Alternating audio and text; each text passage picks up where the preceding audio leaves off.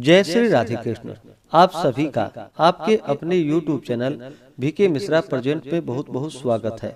आइए आज आप सब सुनेंगे माघ मास महात्म्य कथा में 28वें अध्याय की कथा। अगर आपने अब तक पिछले अध्यायों का कथा श्रवण नहीं किया हो तो चैनल पे वीडियो अपलोड है या चैनल पे माघ मास कथा के नाम से प्लेलिस्ट बनाया गया है। आप वहां से पिछले अध्यायों का कथा श्रवण कर सकते हैं। तो आज आप सुनेंगे माघ मास महात्म्य कथा में 28वें अध्याय की कथा, जो कि यह अंतिम अध्याय है।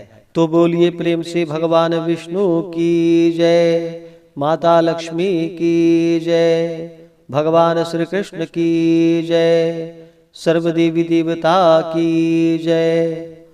वशिष्ठ जी बोले कि हे दिलीप सुनो, आज 14 सरोवर में स्नान करके वे लोग सुख पूर्वक और संतुष्ट होकर आकाश मार्ग से उस स्थान पर पहुँचे। तब लोमस जी बोले, संसार के इस तीर्थराज को श्रद्धा पूर्वक सब लोग देखो। यह वही यज्ञ की वेदी यजमान का स्थान है।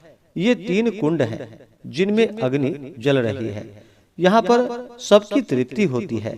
यहीं पर 33 करोड़ देवता संतुष्ट होकर आनंद पूर्वक रहते हैं और स्वादिष्ट पर्यांत सोम धारा पीते हैं।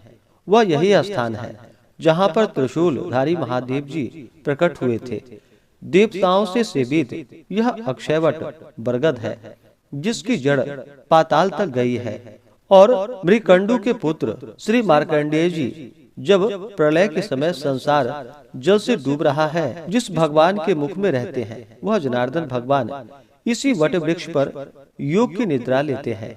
यह वही महादेव जी की अति प्रिय सुंदर भगवती भागीरथी, जिसकी सिद्ध लोग सिद्धि के लिए सेवा करते हैं, जन जन को भुक्ति और मुक्ति प्राप्त कराने के लिए भ्रमण करती है। इनका जल पीकर मनुष्य मुक्त हो जाता है। हे मुनि, गंगा यमुना का संगम बड़े पुण्य प्रताप से प्राप्त होता है। इसमें स्नान करने से जन्म मृत्यु से छुटकारा तथा ज्ञान प्राप्त करके प्राणी तर जाता है। सभी प्राणी बिना ज्ञान के ही प्रयाग में स्नान करके मुक्त हो जाते हैं। यही देखकर ब्रह्मा जी ने यहीं पर महायज्ञ करके सृष्टि रचने का सामर्थ्य प्राप्त किया था। इसी त्रिवेणी में भगवान नारायण ने स्नान कर अमृत के मंथन में लक्ष्मी जी को प्राप्त किया था। त्रिशूलधारी महादेव जी ने भी एक बाण से यहीं पर त्रिपुर दैत्य को मार गिराया था। प्राचीन काल में इंद्र के श्राप से उर्वशी स्वर्ग से गिरी थी। तब उसके यहाँ स्नान करने पर शीघ्र ही उसे स्वर्ग मिला था। नहुष कुल के राजा ययाति ने वंशधर पुत्र को प्राप्त किया था। हे द्विज श्रेष्ठ, इस पुण्य संगम में पुत्र चाहने वाले को स्नान करना चाहिए। यहीं पर इंद्र ने प्राचीन काल में अपनी माया से कुबेर के सब धन को स्नान करके पाया था। प्राचीन काल में नारायण तथा नर ने हजारों वर्ष तक इस प्रयाग में निराहार हो उत्तम धर्म किया था। यहाँ पर जैगिषभ्य सन्यासी महादेव जी की जैसी शक्ति वाली होकर विजय पाए थे तथा अणिमादि बहुत छोटा या बड़ा बनाना इत्यादि योग के अति दुर्लभ ऐश्वर्य पाए। शिव की आराधना में तत्पर होकर कश्यप ऋषि ने यहीं पर तपस्या की थी। इस तीर्थ में तपस्या करके भारद्वाज कश्यप आदि 7 ऋषियों में 7वें हुए थे। हे ब्राह्मण, इसी क्षेत्र में प्राचीन काल में आत्मज्ञानी सनकादि ऋषियों ने योग व फल सिद्धि को पाया था। इस गंगा और यमुना के संगम में स्नान करने से सब पाप से छूटकर आकाश में तारा रूप होते हैं।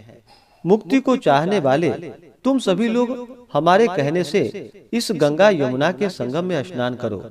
त्रिवेणी के जल के प्रभाव से तुम्हारे पहले किए हुए सब पाप नष्ट हो जाएंगे और इसके महाफल से संपूर्ण वैभव को प्राप्त करोगे। ऋषि के ऐसे सत्य तथा उल्लंघन न करने योग्य वचन को सावधानी से सुनकर वे सब उत्कंठित चित्त से स्नान करने में लग गए और उसी क्षण प्रयाग में स्नान करने से उनकी पिशाच योनि नष्ट हो गई और पुनः अपना शरीर प्राप्त कर लिया।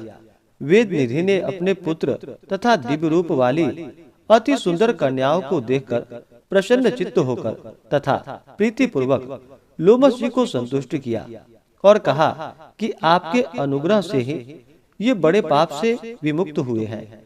हे ऋषि श्रेष्ठ, अब इन बालकों के योग्य धर्म को कहिए। लोमस जी ने कहा, इस युवा कुमार ने वेदों का अध्ययन समाप्त कर लिया है। मैं प्रीति पूर्वक कहता हूँ कि इसके कर कमल को ग्रहण करे। तब लोमस जी के तथा अपने पिता के वचन से इस धार्मिक ब्रह्मचारी ने विवाह विधि से सुंदर द्रव्य तथा मंत्रों से तथा ऋषियों से मंगल किए जाते हुए धर्म पूर्वक 5 कन्याओं से पानी ग्रहण किया। इन कन्याओं के मनोरथ पूर्ण हुए और वे सब बड़ी प्रसन्न हुई। वह कुमार भी अति संतुष्ट हुआ। लोमस जी को नमस्कार करके और उनसे आज्ञा लेकर वे देवताओं से सेवित मेरु पर्वत पर चले गए। हे राजन, तब वेद निधि अपने पुत्र तथा 5 बहुओं को साथ लेकर प्रसन्न चित्त होकर कुबेर के नगर को गए। वंचक, पिता का द्रोही, गुरु की पत्नी से रत, कन्या की बिक्री करने वाले, विष्णु तथा ब्राह्मण से द्रोह करने वाले, ये लोग भी इस पवित्र कथा को सुनकर तथा संगम में स्नान करके शुद्धि प्राप्त करते हैं। यह तीर्थ मोक्ष देने वाला व मनचाहा फल देने वाला है और गोपनीय है। जिनको श्रद्धा न हो उनसे यह कथा गुप्त रखनी चाहिए। हे सूत जी के पुत्र, यह कथा उनसे कभी नहीं कहनी चाहिए। जो इसको पढ़ता है या सुनता है या वही ब्राह्मण विष्णु का सायुज्य प्राप्त करता है। यह पुण्य देने वाली है, पाप को हरने वाली है, धन्य है, बुरे स्वप्न को नाश करने वाली है। इस महात्म्य को सुनकर इसके पढ़ने वाले का पूजन कर तथा उसे गाय, स्वर्ण तथा वस्त्र देने में विष्णु भगवान प्रसन्न होते हैं। जो इस दिव्य महात्म्य को सुनते हैं और याद करते हैं, वह सब पापों से छूटकर विष्णु लोक को जाते हैं और उनकी सब कामनाएं पूर्ण होती हैं और वे सुरलोक को प्राप्त करते हैं, जो धर्महीनों के लिए दुर्लभ है। इसको ब्रह्मा जी ने पहले वशिष्ठ मुनि से कहा था, उसको दत्तात्रेय जी ने कहा तथा वशिष्ठ जी ने राजा दिलीप से कहा और मैंने कार्तिवीर्य को सुनाया, जिसके घर में लिखा हुआ यह महात्म्य सर्वदा पूजा जाता है।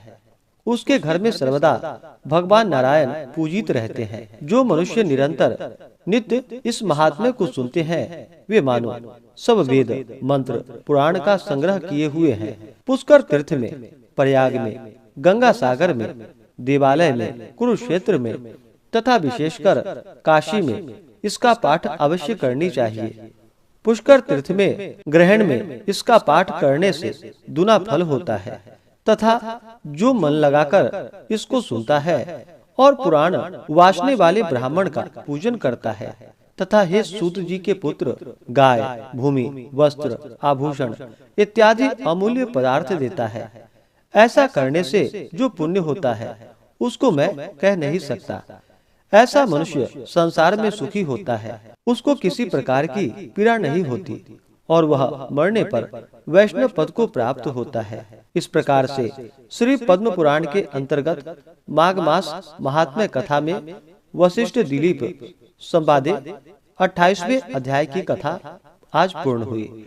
तो बोलिए प्रेम से भगवान विष्णु की जय, माता लक्ष्मी की जय, भगवान श्री कृष्ण की जय। आज जो कि यह आपने अंतिम अध्याय कथा का श्रवण किया, इसी प्रकार से व्रत पूजा के बारे में जानने के लिए, कथा को सुनने के लिए चैनल पे अगर आप पहली बार आए हैं तो चैनल को लाल बटन दबा करके सब्सक्राइब करें, साथ में बेल आइकन घंटी को दबाएं ताकि आने वाली वीडियो का नोटिफिकेशन आपको समय से मिलता रहे। वीडियो को लाइक करें, शेयर करें। सुखी रहें और स्वस्थ रहें।